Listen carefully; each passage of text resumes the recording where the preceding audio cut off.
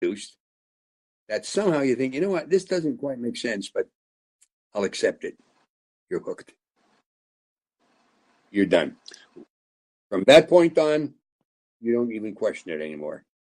Now, add that to this, and this is proven by, well, I don't know if this means anything, but psychologists and people like that say it. I don't know if they have any right to say they can cure them. They never cure anybody, but I guess they know a lot about the mind. Anyway, look, authority means a lot to people. And L. Ron Hubbard in his lectures, if you ever heard his lectures, he talks with such authority, you, quote, know, unquote, that he's absolutely telling you the truth. As a Scientologist, you're expected to study 2.5 hours every day, 5 days a week. You take all this indoctrination that goes on for years and years and years and years. You are convinced that what you're doing is going to salvage the future for every man and woman on this planet. Now, look, I'm not talking about thick, stupid people. I'm talking about artists. Usually artists are a little brighter than the average person. Like some of these actors, you meet them, and they really have a better handle on life than most do. So they're used as pawns to get other people in because, like John Travolta and Tom Cruise are Scientologists. People, I want to be like them, so I want to try out Scientology. Even brilliant people, this works on anybody. Authority. You accept it as the truth. Once you've done that, it's not the church that's keeping you in. It's your own mind. You built up a prison in your own mind of all these facts or, quote, truths, unquote, that you feel is your stable way to live life. And I say this, and there's other people who have said the same thing. If you were to go on to the base in Hemet, California, which is the senior base of all Scientology, with a tank or let's say an armored car and say to everybody, and these are people who have been there 20, 30, and 40 years, look, if you get in this bus or whatever you want to call it, we'll give you a job, we'll give you $20,000, we'll give you a place to live, and you can get a start in life. My friends, I don't know if you'd get one taker. Really? Yeah. That's how you are indoctrinated over years and years and years, and you've come to believe that is the truth. There's only one way you can. Yeah, I'm telling you. Here. There's one thing you have to do, which is one of the hardest things for any person to do. Should I tell you what it is? Absolutely, please. The next show, I'll tell you. No. Nice teaser. Okay. Nice teaser. Here's what it is. You have to admit you were wrong. You have to look in the mirror and say, you know what? I was wrong. And from that point on, you can start examining these cherished beliefs, measure them against life, and see if they're true. That's the only way to do it. Does it work in life? And if it doesn't, toss it aside. And you can shed all these things. It may take you months, it may take you years, but you have to do that first. You have to say, I was wrong, or I was conned. This isn't the way life is. And most people cannot do that. In fact, you would see these celebrities defending Scientology like it was the greatest thing ever. Yet there's a thing on the top of the great age awareness chart. They call it a bridge to total freedom. These high levels of spirit attainment. One of them would be, and I've heard this for years and years, that you are able to leave your body as a spirit, and like you could be here in Milwaukee, leave your body as a spirit, go to Germany and read a newspaper. I was in Scientology for 42 years. I was on staff for 26 and a half. I never met one person who could do that.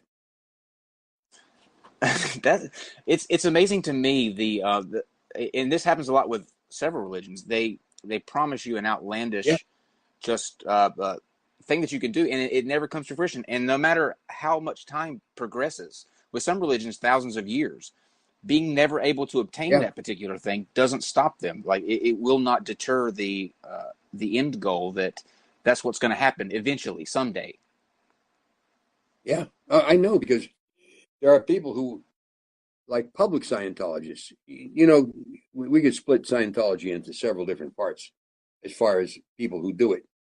One of the parts would be what we call public Scientologists, who are people who work at a regular job and they go into what's called a mission or an org, short for organization, and they pay for services. All right. Then there's another level when that would be called your staff member. That would be a person who signs a contract for 2.5 or 5 years and works at a mission or an org, delivers services, but he also can have a part-time job outside of the org. Up from that would be a C organization member who signs a contract for 1 billion years. He's devoting the rest of his, well, not the rest, but for 1 billion years, he's devoting it to disseminating Scientology across this sector of the universe. And these people are usually entrusted with the higher level secrets of Scientology. And then there's a top of the top of the structure of Scientology, which would be the base in Hemet, California. That would be like the cardinals in Rome, with David living there as the Pope. And that's where all the decisions are made about Scientology and all the directions it's going to go in. Like they're building these ideal orgs now at tremendous cost. And they're full of air. They're not full of people. Because if you come right down to it, you can only expand into a demand. I'll give you an example. Take Starbucks. They started out as a coffee shop. When, in the 90s? Look how big they are now. There must have been a demand, and they filled the demand. Okay? Same thing with Walmart. There was a demand for lower prices. They're all over the place. All right? I don't know where the demand is for Scientology, because if you're a living being and you go on the internet, I defy you to find some good news about it. You see what I'm saying? Absolutely. That's true, though. That's very true. Yeah. So since there is not a demand, it is shrinking constantly. Probably the early 90s or late 80s, it was the zenith of, or the highest point of Scientology membership. And it was estimated by people who would know, I mean, not bullshit artists, guys who really studied this, that there was about 100,000 people in.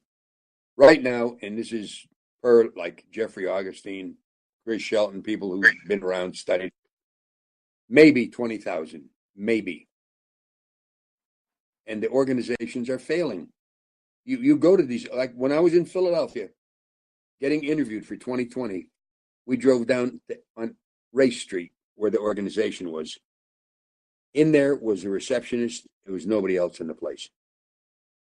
One person. And they conned the people there into buying this huge building. I think it's 11 stories tall. We went to see it. It's boarded up. There's graffiti over it. It looks like a dump. Yeah. Steve, did you want to ask about the base? Yeah, actually, I live in Riverside County. I'm about 20 minutes from Gilman Hot Springs, where Go Base Alpha is at. Right. Yeah, and it is surreal driving through there. It is opulent. I mean, what was this mansion? Like $10 million that it just for Dave alone. It is like a compound. To me, it reminds me of a compound. Very, very heavily, people there with cameras, and people there kind of making sure that there's no problems. How much of that is actually imaged there? I mean, it looks from the outside like it's some kind of just, well-kept compound, but I mean, what actually happens inside of there? Well, you say it looks like a compound? It looks like a compound, yeah. Well, the reason it looks like a compound, it is a compound. They have barbed wire pointing in as well as out, okay? That's great. There's a sound stage with I think it's the largest green screen in the world. I could be wrong about that. You know what a green screen is? Mm-hmm. I got one behind me. Yeah, we use them. Yeah. Okay, there you go. Well, this thing is like, I don't know, 30 yards high and maybe 50 yards wide.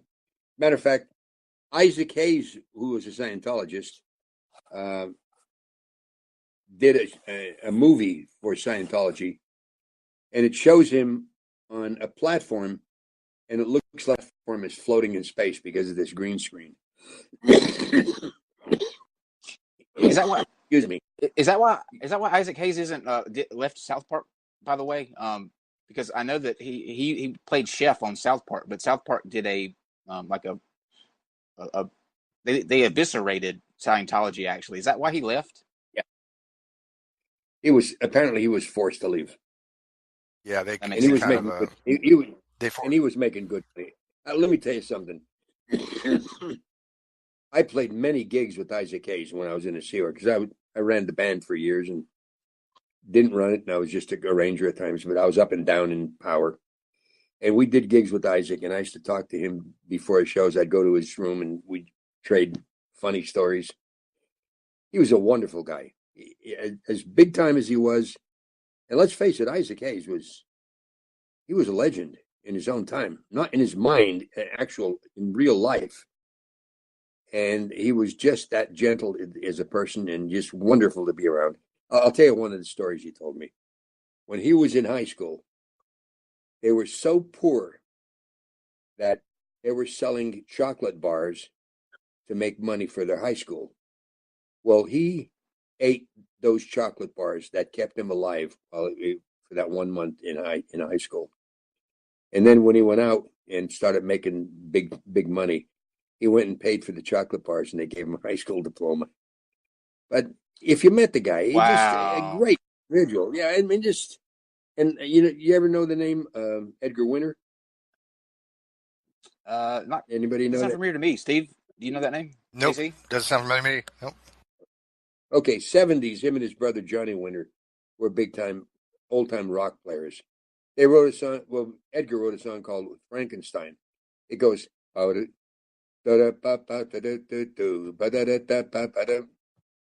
the beginning riff, and most people I know Johnny Winters. Anyway. Johnny Winters, name sounds a lot more familiar. Yeah. Johnny was Edgar was his brother, and Edgar was the writer. He wrote some great stuff. Now, Edgar was a Scientologist. I did an album with him when I was in the Sea Organization. And as brilliant as these people were, they were hooked in. I'm telling you, man. Isaac Hayes was hooked in. Edgar was hooked in. He played for Muddy Waters, right? Jonathan Winters was that Muddy Waters? Who, Johnny Winters or Edgar? Yeah, Johnny Winters. That name, because I know Johnny Winters. I didn't know his brother. Yeah, okay. Edgar Winters always had his own band, and he always. As a matter of fact, he's still playing, and he's. Well, what the hell? I'm playing, and I'm older than him. But it's a different case. These are wonderful people, and I'll tell you, I really pity them that they get sucked in on this. And as I said, the hardest thing to do is look at yourself in the mirror and say, "Yeah, I got fucked over, man. I gotta change something here. Let me examine the facts. Let me look on the internet. Let me see what other people are saying, what they've experienced." Right. Now, where were we at? To go back to. Well, I wanted to go back to the story that you told about David for just a second before we get into how he kind of became the leader. You said that your friend put him through a process that fixed his asthma. What was that? What did your friend do to David to fix that? I mean, I'm fascinated by that. Well, I'll tell you what. And I'm not saying this so you'd buy a book, but it would take so long to explain the general principle of that type of process. I would burn up maybe 15 minutes. I don't feel like doing that, guys, if you don't mind. Let's put it this way. It has to do with getting a person to take responsibility for their own condition. Okay? Does that make sense? Gotcha. Like, not really, but I'm gonna tell people to buy the book so that they find out. I mean, that's a good hook for them to go and check it out, because I'm curious myself. Well, I'll tell you, I could get into it, but I'm telling you, it's going to take more than 30 seconds or a minute. No, I agree with you. Keep that as a hook. The bottom line is this, and it's close to this, but not quite exactly. Take responsibility for the condition you're in. Like if you were